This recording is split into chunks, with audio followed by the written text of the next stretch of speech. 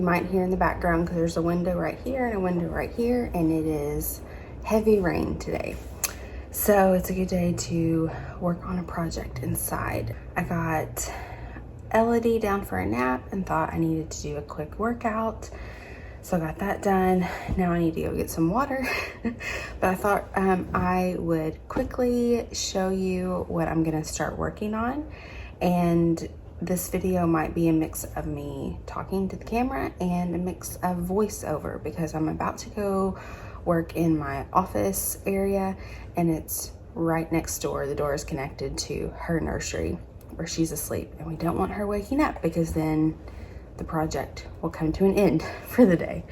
For over a year now, I have been wanting to make a quilted jacket, quilted coat, whatever you want to call it. And I originally started trying to find an actual quilt, and the thought of cutting up a quilt that someone had worked so hard on was just really difficult for me to think about.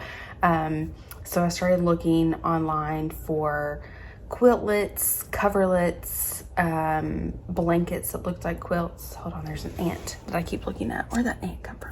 So I started looking online for something that looked like a quilt but wasn't handmade, because I wouldn't feel bad about something that a machine or a person, you know, made, or something printed to look like a quilt but wasn't actually like done by hand, and how long that takes.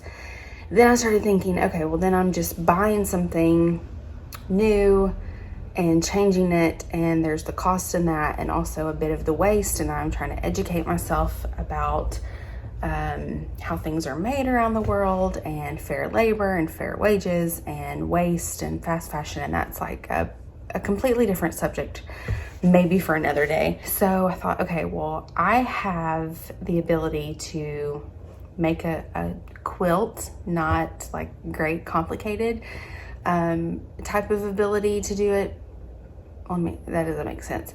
I don't have like the great skills to make this beautiful heirloom quilt at this point in my life, but I can kind of hack it and come up with a version of it using fabric I already have in my stash that I've had for well over 10 years. I've been collecting and hoarding and have been gifted fabric, and so I can use what I already have. And the reason I want this quilt jacket, this quilt coat, is a way to keep warm outside. So whether we're at home and out in our backyard or on a bonfire, or for camping is one of the reasons I want to do it. I want something I can go outside and sit and keep myself warm and just be bundled up. One of the problems and one of the reasons it's taken me so long to get to this point was because I did have a baby. She's 16 months old, and so for the last year I have not really had time to take on a project of this magnitude, because not only am I assembling and sewing a coat, which I've never done, but I also need to make the quilted fabric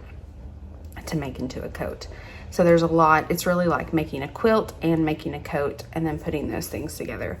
Also, it's taking me several weeks to decide on a pattern. There are a lot of free patterns online, but that requires me printing them off or sending them to a print shop and then assembling those patterns.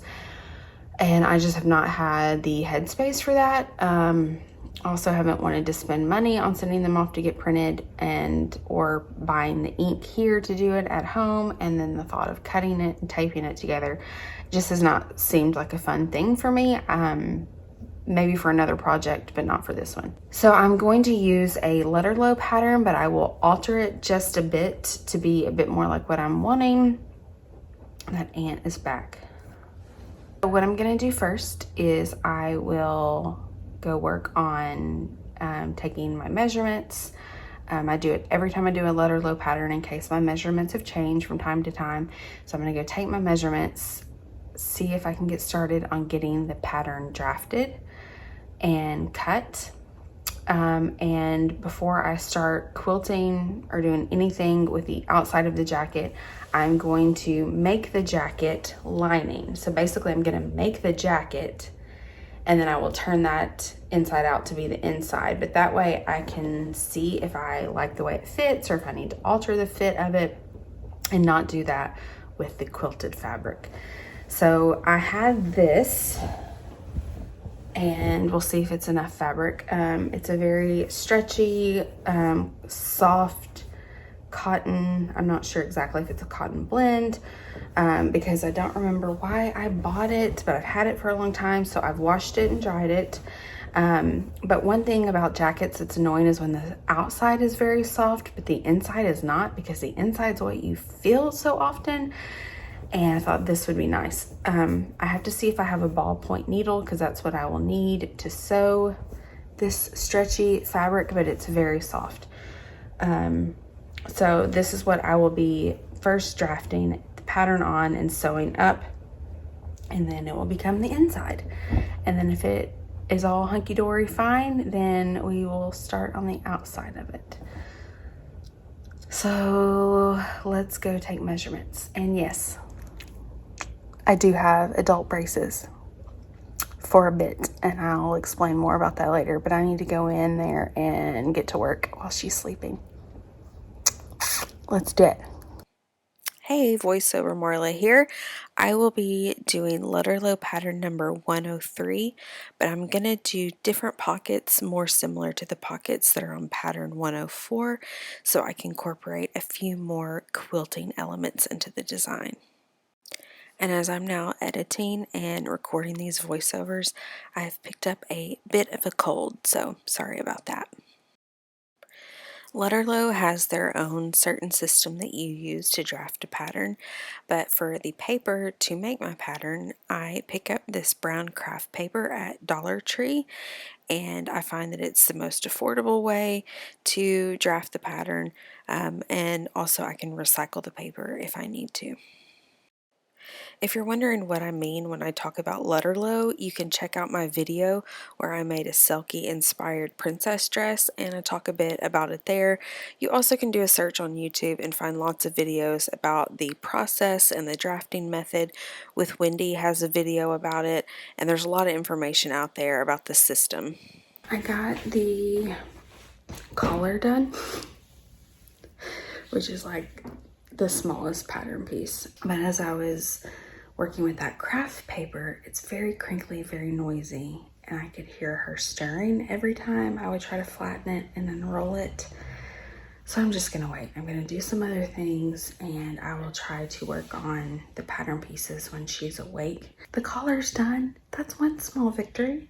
Oh, braces. So I had braces like 22 years ago to fix, like I had them like 2.5 years to straighten my teeth, and I had a big gap, and just I needed a lot of work done. So I had braces. I had 4 teeth, these 2 and these 2, that all slightly turned, and they have been hitting each other and wearing away. It's uncomfortable and it hurts down at the roots, but also the wearing away isn't good, because if your teeth wear away, that has like a whole host of issues that can come about. We don't want the teeth to break. So I have braces to get those teeth back where they need to be, so they will stop hitting each other and wearing away. And then these teeth all need to be shifted. They've moved, so it needs to get my bite back to where it needs to be. So for 3 to 6 months, I have adult ceramic braces. I've had them almost a month. It's been an adjustment, but at least they're clear. They're not really clear. They're the color of teeth. So you just see kind of the wire. Yeah, so it's interesting to be back in braces. I wasn't actually able to get back to the pattern drafting until the next day. So after I picked up my older daughter from school, got her home, the girls were playing, and I was able to do a little bit of pattern drafting before it was time to cook dinner. Good morning. Got all the pattern pieces cut out. I've got collar, back piece, front piece, sleeves. Do pockets later. So now I've got to iron my lining, and if I knew exactly how this pattern fit and knew that it was a perfect fit, I would probably take the lining and the outside pieces that I don't have done yet and quilt those together, and then sew all the pieces together so it was truly a quilted jacket. but I don't know that it's not going to need some alterations. So I'm going to create the lining as though it was the complete jacket. And then I will attach it to the outside when that's done, and basically it will work more like a reversible jacket and kind of the way it's going to be assembled, not a truly quilted jacket, if that makes sense. Now I need to iron my lining so that I can cut it. One of the biggest differences in how I sew now versus when I started over a decade ago is I iron every step of the way now. When I first started sewing, I hated ironing. I would put it off. I would only do it if I thought it was very necessary. Now I do it before I cut fabric. I do it after I cut fabric. I do it after every seam that's stitched. I do it just about every step of the way. I leave the ironing board up and the iron plugged in. I have seen such a big difference in the quality of my sewing and in the way that my pieces stitch together, and just overall it makes such a huge difference. So do not skip ironing. It may seem like a pain, but now I don't see it as a pain. I see it as just improving the quality of what I'm working so hard on. This is a very big piece of fabric, so the only place I could actually cut it was putting it out on the floor. And I have one of those cutting mats. It's cardboard. You can't actually use a rotary cutter on it, but it's got a grid so you can keep your measurements, and I grew up with my mom using a very similar thing. And I use exercise weights, whatever is laying around like candles and water bottles, to help hold down my pattern pieces. It's pretty professional. This thick, stretchy cotton fabric was actually pretty difficult to cut through, so I sharpened my scissors. I wound up actually changing to a shorter pair of scissors, which did better than the longer scissors I started with. And I just kind of had to work in small little sections to get it to cut. And yes, I also pulled in some of my daughter's toys to help hold down the pattern.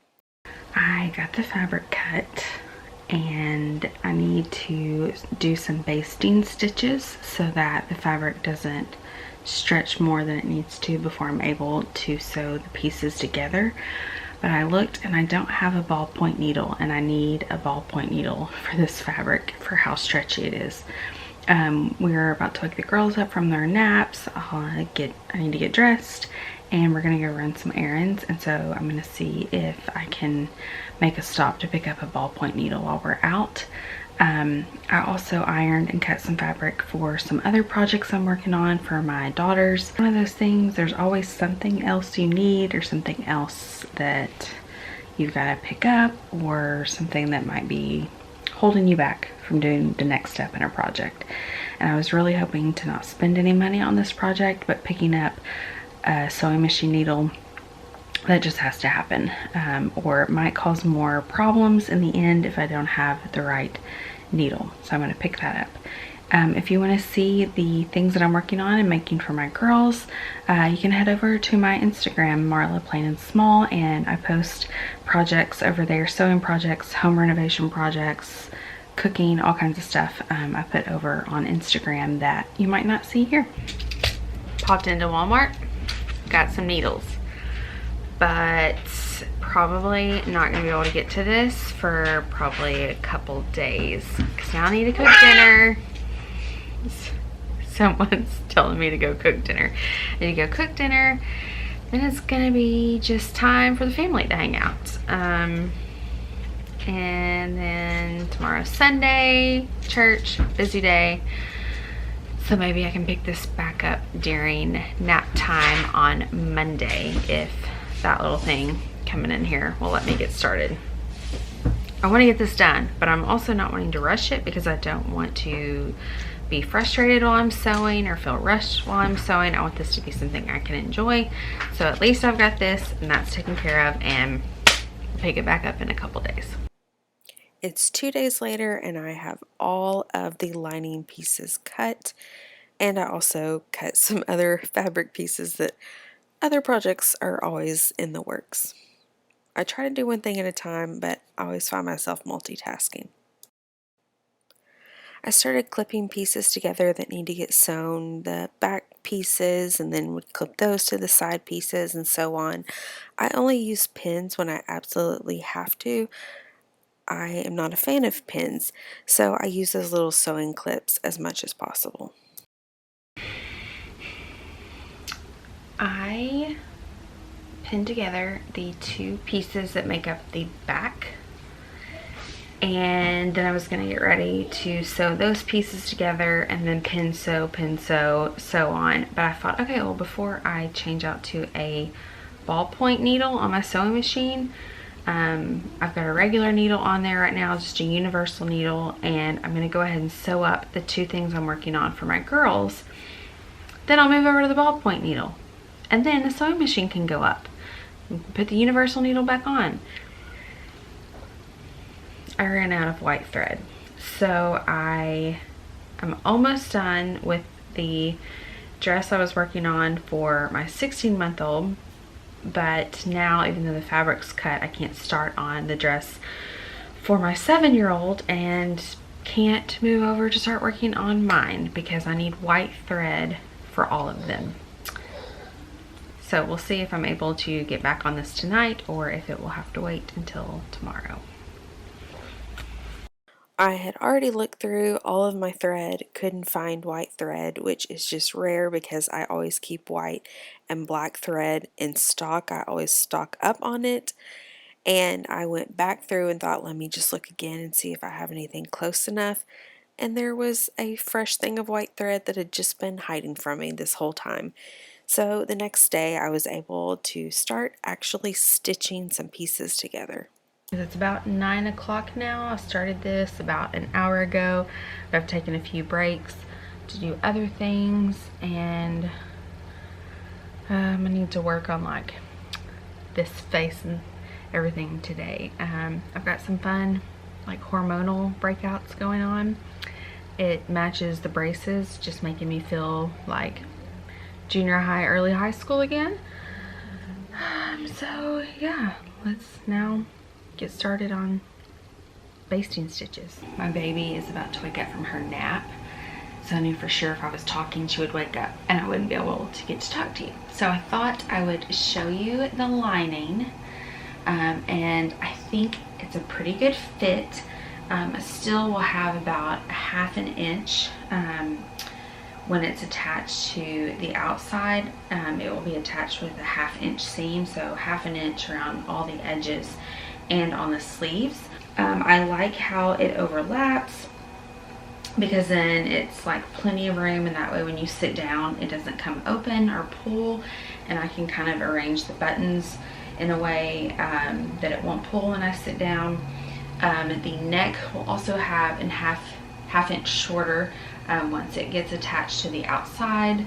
The only thing that seems to be, I wanted this oversized, but the only thing that seems to be a little too big might be in here, which is normal for me. I usually have to come in a little bit on the underarm. My arms are not particularly small, but the frame of the way that it cuts into my body to the side is petite.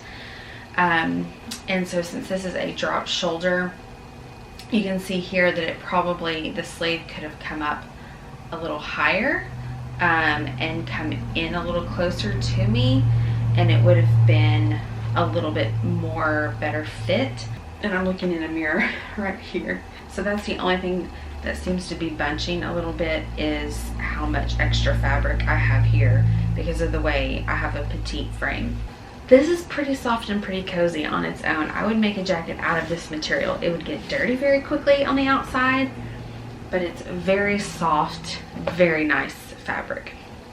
Yay! All right, time to go get my baby up from her nap. All right, so it's the next day.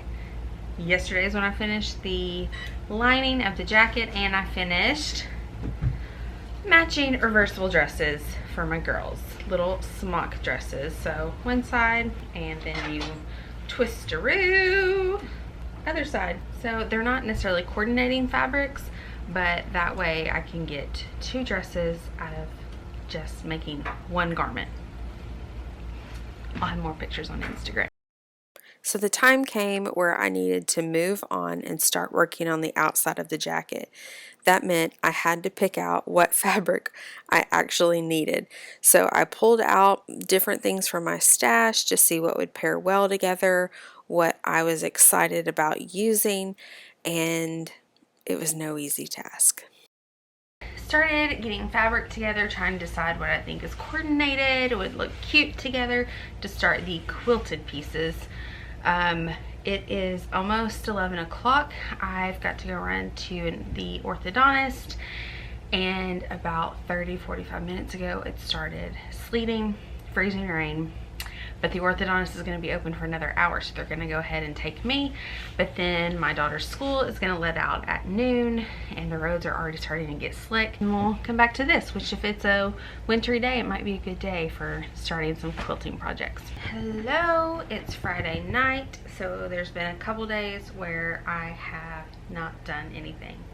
2 days where I haven't done anything.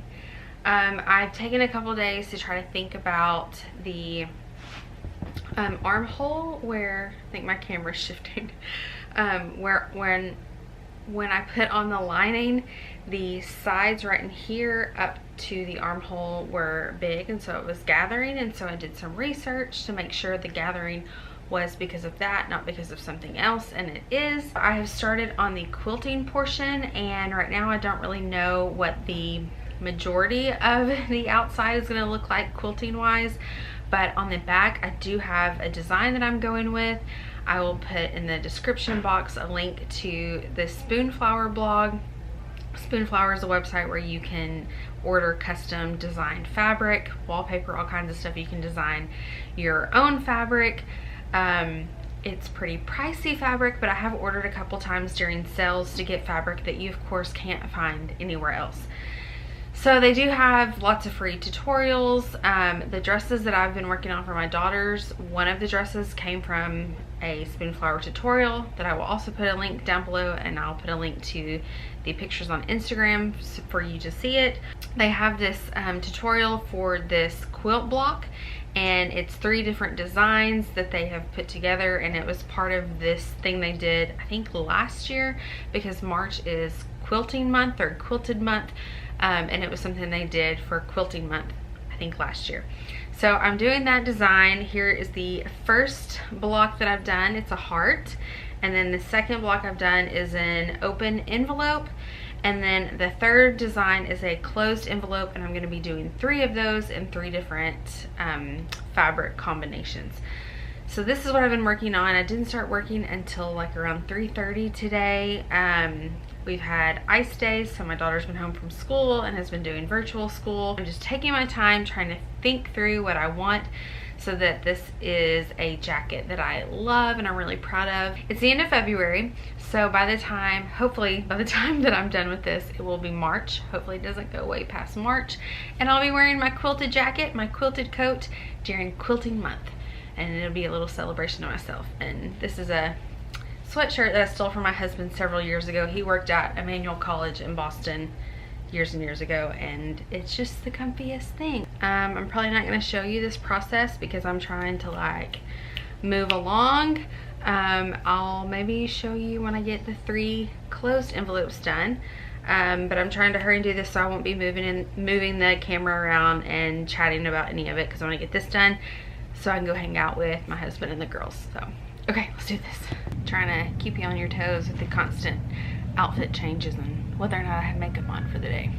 It's Saturday, and I want to show you the envelopes that I finished last night. I did this one, this one. Yes, the bicycles are upside down. To be fair, this fabric, the bicycles go all different directions, but I intentionally cut it for the bicycle to be the right way that it needed to be. But when you piece these pieces together, you piece it upside down, and so I just, probably part of it was I was too tired to be doing this. I'm not redoing it. It is what it is at this point. Hello. Washed my face, gotten back in my jammies, because it's 7 o'clock, and don't we all do that at 7 o'clock these days? I'm gonna jump over to a different tutorial. This one is by Sweet Red Poppy. It is a heart that looks just like the one that I just did from Spoonflower. Looks identical. This one is for a mug rug, and so it actually has a part that's extended, so you would put your rug on the heart portion, and then you could put a spoon, or I think she has like some type of cookie or like little coffee biscuit on this part. Very cute. I'm not going to be making this part. Also, she uses bias tape all around. I'm going to skip that. I'm going to sew the heart, and then instead of doing bias tape, I will put a piece of fabric on top, right sides together, sew it, flip it out. This is going to become the pockets for the front of the jacket. And I could have just done the Spoonflower. They're singing Frank Sinatra. I could have just done the exact same thing, and truly that would have been easier because I wouldn't have had to print anything off. And the thing is, I think I have to print this for each heart that I want to make. So I'm gonna have to print this, and then I'm gonna have to print another 2 pages. Why am I doing it then? Well, this is a technique I've never done before. What does she call it? Foundation paper piecing. So basically it's where you sew through the paper. So you're going to cut your fabric into strips or squares or whatever shapes, and then you lay it with the paper. I think you lay the fabric under the paper, then you sew on top of the paper and then peel it off. And my goal for 2022 is to learn as many new things I can, new sewing techniques, sewing new types of garments, really just like, not that I'm not going to repeat things, like the dresses I made for my girls aren't new techniques for me. So I will be sewing things that of course aren't new, because you also want to have some things that you just know you can whip out and feel good about.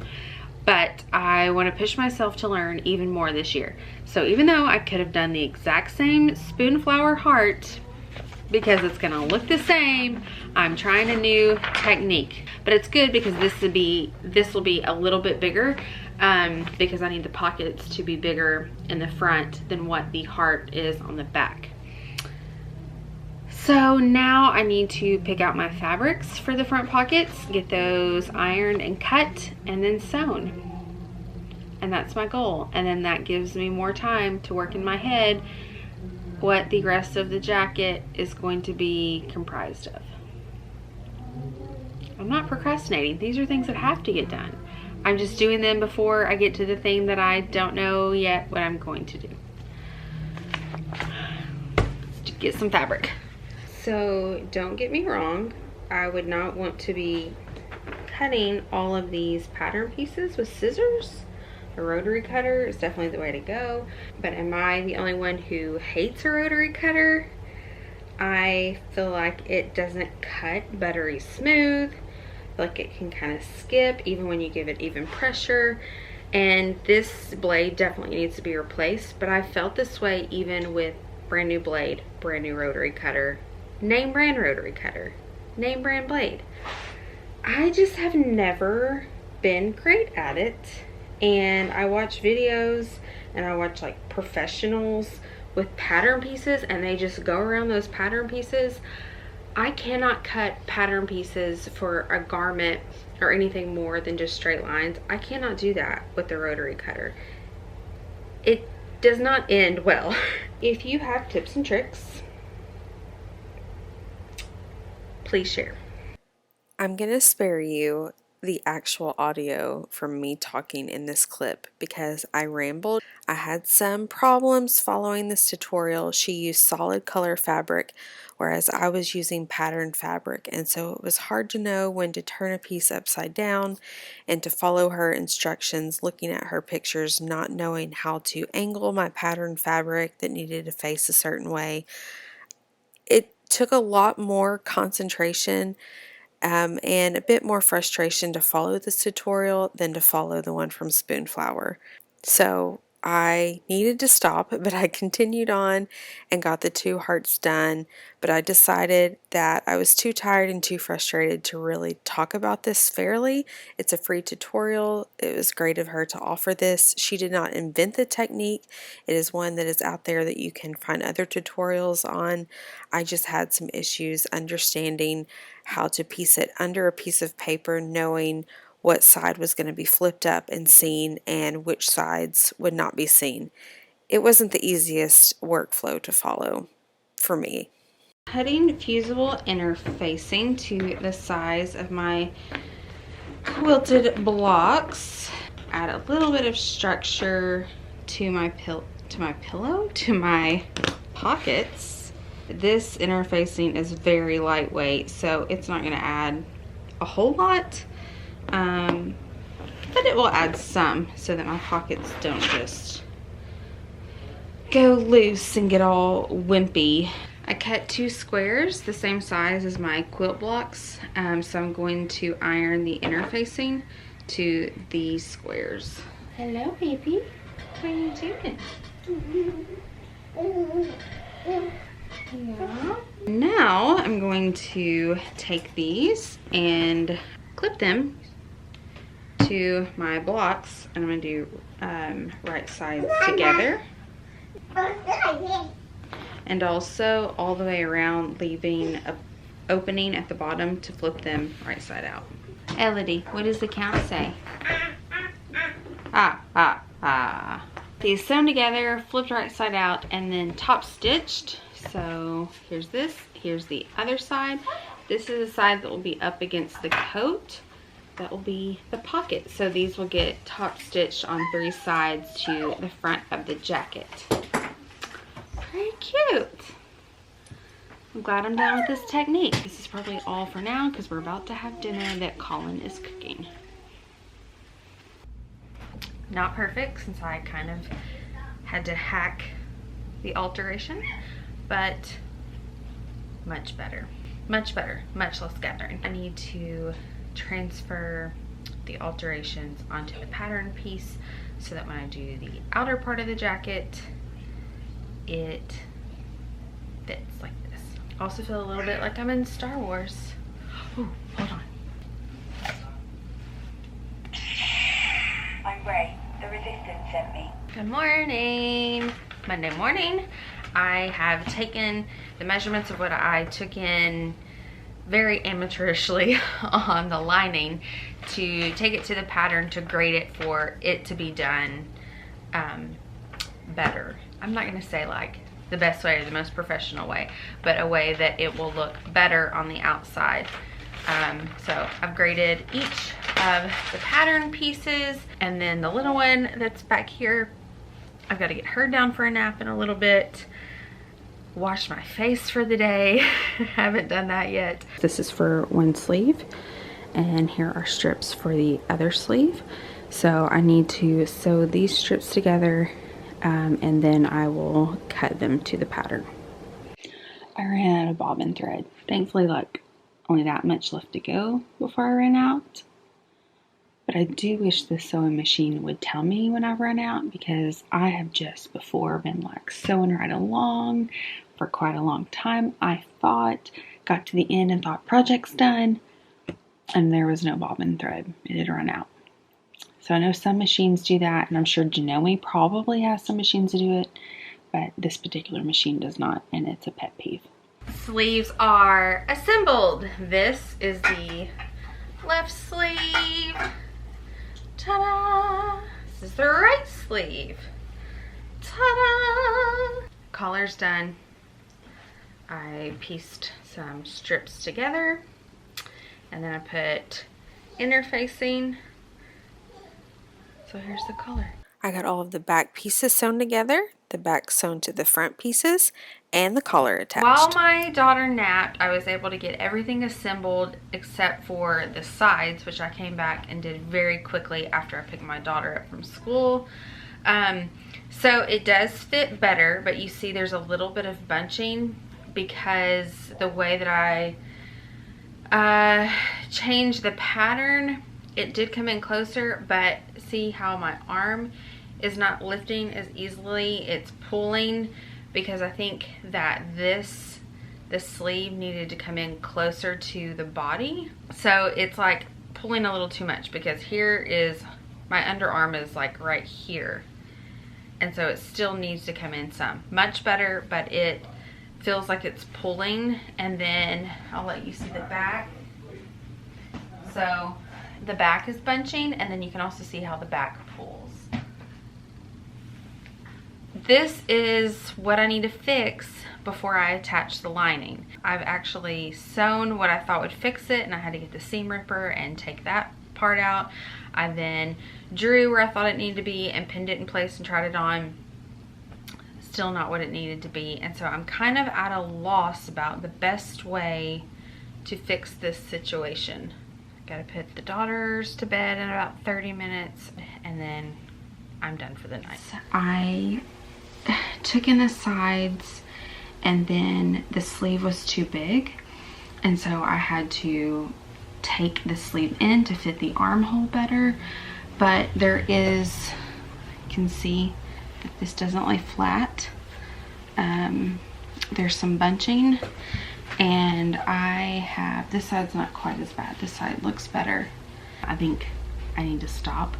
I'm not gonna say stop while I'm ahead, because I wouldn't really call this ahead, but I'm gonna stop before I mess things up even more. Now it was time for the lining and the outside of the jacket to come together. Just got out of the shower, so excuse wet bits of hair. But shower time is always easier at night when you got kids.